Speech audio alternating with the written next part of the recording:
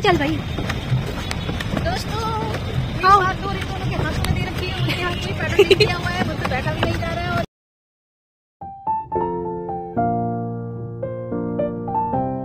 Last month जब हम national craft museum आए थे तो वहाँ से जब बाहर निकले तो मेरी नज़र पड़ी दिल्ली के पुराने किले पर। उसकी ऊंची दीवारें और थका हुआ सन्नाटा जैसे सदियों की कहानियाँ आज भी पत्थरों में कैद हो। एक तरफ भागती दौड़ती दुनिया और दूसरी तरफ इतिहास की खामोशी की गवाही देता ये खड़ा पुराना किला। तो हेलो दोस्तों, कैसे हैं आप सभी? आई होप सभी ठीक होंगे। So welcome back to my new vlog. दोस्तों आज मैं आपको लेकर आ गई हूँ पुराने किले पर। दोस्तों ये है पुराने किले का बड़ा दरवाज़ा। सदियों से खड़ा है, बिना थके बिना झुके।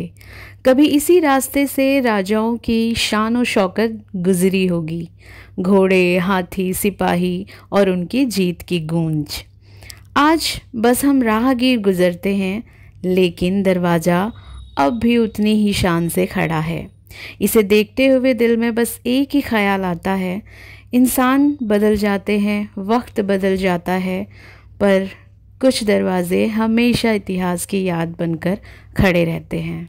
पुराना किला, जिसे किला-ए कोहना भी कहा जाता है, दिल्ली के सबसे पुराने किलों में से एक है। इसको 16वीं सदी में अफ़गान के राजा शेरशाह सूरी ने शुरू करवाया था, लेकिन ये जगह उससे भी पुरानी है। इतिहासकार मानते हैं कि यहीं कभी इंद्रप्रस्थ नगरी बसी थी, जिसका जिक्र महाभारत में भी मिलता है। बाद में जब हुमायूं ने दिल्ली पर राज किया था तो उसने इस किले को अपनी राजधानी बनाया। यहाँ 3 दरवाजे हैं।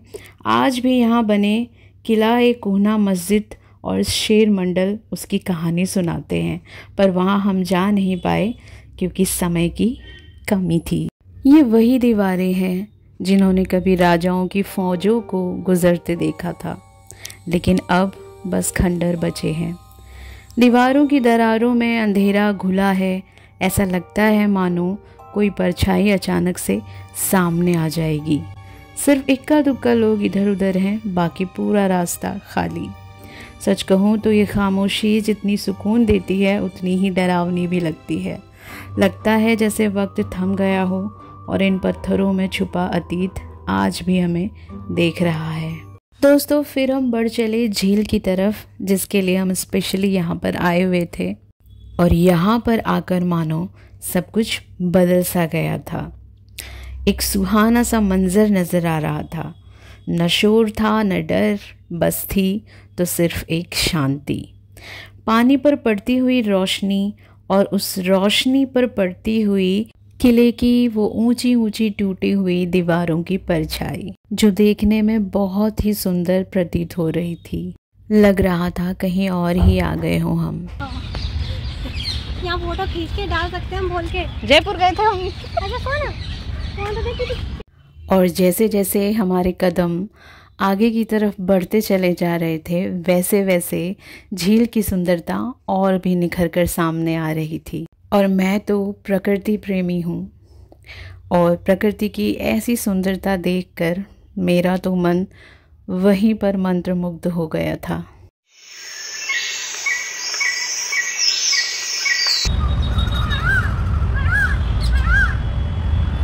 और फिर हमारी तैयारी हो चुकी थी बोटिंग के लिए। अपनी अपनी लाइफ जैकेट हम लोगों ने पहन ली थी और निकल पड़े अपनी बोट की तरफ। जोर से चलाओगे तब तो मुड़ेगी। बैक करना, इधर को कर, पीछे को।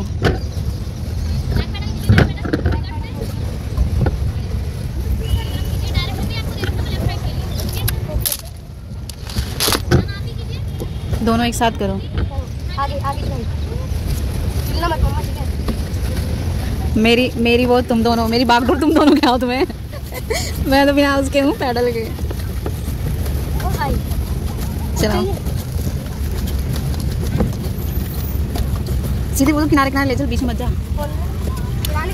हाँ उधर टकराना नहीं है बोट से, अलग बिल्कुल दूरी बना के चलना है।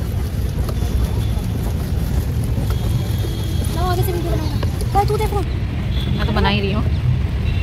बैग तो तू ले रहा है, अरे उधर लेना। आगे एक मिनट बस। नहीं नहीं मिनट पर चलते हैं ना। अरे नहीं डूबेगी इतना। चलो अब आप चलो। उधर के साइड में ये उधर मत जा, उधर कोई नहीं लेके जा रहा, इधर लेके जा। इधर ही चल। दो ही चल भाई। दोस्तों हाथ दो इन दोनों के हाथों में दे रखी है, उनके हाथ में पैडल नहीं किया हुआ है, मुझसे बैठा भी नहीं जा रहा है। और ये इधर देखो इधर।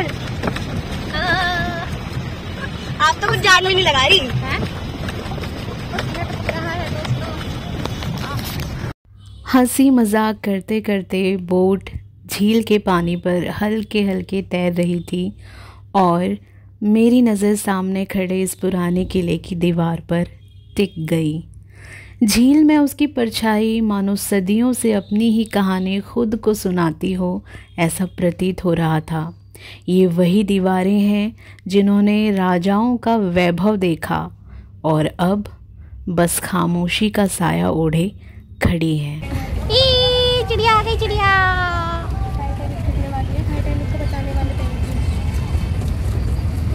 दोस्तों हम जा रहे हैं, बाय बाय। चलो चलो आप जल्दी चलाओ, मेरे पैर बहुत दुख गए हैं, मैं उठ भी नहीं पाऊंगी, हाथ पकड़ के उठाना पड़ेगा। एक पैर मेरा बिल्कुल जाम हो गया, सुन्न हो गया बिल्कुल। झील से लौटते हुए ये पतला सा रास्ता मिला। दोनों तरफ फैली हरी भरी झाड़ियाँ और पेड़, मानो किसी ने इस शोरगुल वाले शहर के बीच एक छोटा सा सुकून का कोना बना रखा हो। यहाँ चलते चलते दिल को एक अलग ही राहत मिल रही थी। न गाड़ियों के हॉर्न का शोर, न भीड़, बस हवा की ठंडक और पत्तों की सरसराहट। सच कहूँ कभी कभी ज़िंदगी में ऐसे रास्ते भी लेने चाहिए जहाँ मंजिल नहीं बस सफ़र ही सुकून दे। और इसी के साथ फिर से हम वापस आ पहुँचे थे उसी शोर भरी सड़कों पर।